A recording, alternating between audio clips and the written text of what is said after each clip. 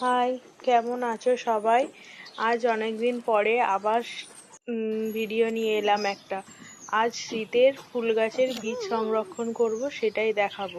কিভাবে বীজ সংরক্ষণ করি সেটাই চলো দেখে নিই। দেখো, ফার্স্টেই বীজগুলো তুলে নেওয়া হলো, নিয়ে আর জিপলক প্যাকেটে করে ভালো করে আটকে রেখে দেবো, যাতে একটু না হাওয়া ঢুকতে পারে।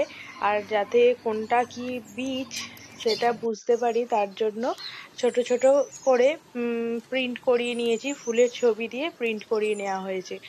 নেয়ার পরে সেগুলো আটকে দেওয়া হয়েছে জিপলক প্যাকেটে। তারপরে তাতে তুলে রাখা হবে। এখানে রক্তগাঁদা শুকিয়ে গেছে যেগুলো, সেগুলো তুলে নেওয়া হচ্ছে।